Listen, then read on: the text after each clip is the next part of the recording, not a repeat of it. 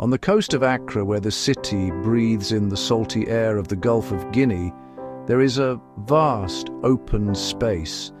It's so big you feel small just standing in it, like a single word on an empty page. This is Black Star Square, though many Ghanaians know it simply as Independence Square. It's not just a landmark you find on a postcard, it's the very soul of the nation cast in concrete and stone. It is a place built to hold the weight of history and the echo of a people's triumphant shout. This square doesn't just sit there, it speaks. It tells a story of freedom, of unity, a dream that stretched far beyond the borders of one West African country. To understand Black Star Square, you have to go back to a pivotal moment in history. The date is 6th March 1957. The Gold Coast shed its colonial name and became Ghana. Ghana was the first sub-Saharan African nation to gain independence from European rule. It was a seismic event that sent ripples across Africa and the world. The man at the forefront was Kwame Nkrumah. He knew independence had to be psychological, not just political. A new nation needed symbols and places to anchor identity.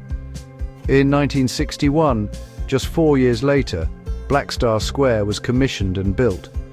It was a bold, ambitious project, and Nkrumah's vision made concrete and steel. He didn't want a small monument tucked away in a park. He wanted a grand public space that could hold the nation. It was the People's Square, power shown through celebration and unity. Built to host grand national parades, built to host visits by foreign dignitaries, built to host moments when the country needed to come together as one. At the heart of Black Star Square are two iconic structures that do most of the talking. The Independence Arch, the Black Star Gate. They are like two sentences in the same powerful statement. The Independence Arch is a colossal modernist arch that stands closer to the sea. It's simple, yet profound. It's not just an arch, it's a doorway. It symbolizes Ghana's triumphant passage from its colonial past into its future as a sovereign nation. The arch is adorned with the national coat of arms. It carries the inscription, "Freedom and Justice," the nation's motto. It's a constant, unmissable reminder of the core principles upon which the country was founded. Then there is the Black Star Gate, a monumental structure topped by a single, large, black star. Close-up of the star. This isn't just a random decoration. The Black Star is arguably the most important symbol in Ghana. It represents the country, the people, and the very idea of African liberation. And Nkrumah borrowed this potent symbol from Marcus Garvey. Garvey founded the Black Star Line to promote black economic independence and a Back to Africa movement. By placing this star at the pinnacle of the square, Nkrumah was making a powerful Pan-African statement. While Black Star Square was built for grand national spectacles, its life is much richer and more varied than that, really. Its primary official function is to host the annual Independence Day parade on the 6th of March. On this day, the square comes alive with a vibrant display of national pride. School children march in perfect lines, their faces beaming. Different branches of the military showcase their discipline and precision.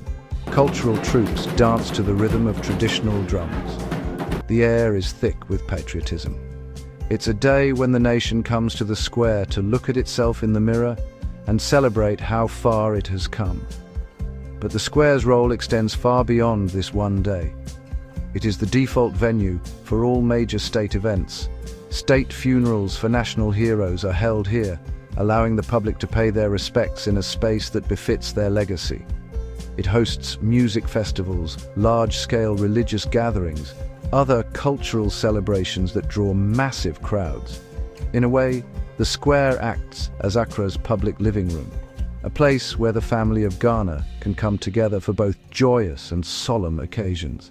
Its vast, open nature makes it incredibly versatile, a blank canvas for the nation's ever-evolving story. In recent years, the square has also become a major tourist destination and a hub for everyday life. Ultimately, Black Star Square is more than just an impressive piece of architecture or a historical site. It is a promise. It's a promise made in 1957, a promise of a nation governed by the principles of freedom and justice. Every element, from the towering arch to the solitary black star. The square holds the memory of the struggle for independence, honoring the men and women who dedicated their lives to that cause. It stands as a physical anchor for the nation's identity, a place where the abstract ideals of patriotism and unity become tangible and real. When the sun sets over Accra and casts a golden glow on the white arch, the square takes on a quiet, reflective mood. It's in these moments that you can feel its true power. It's not just for the loud celebrations, it's also for the quiet contemplation. It asks every visitor, Ghanaian or not, to consider the journey of this nation and the universal human desire for self-determination.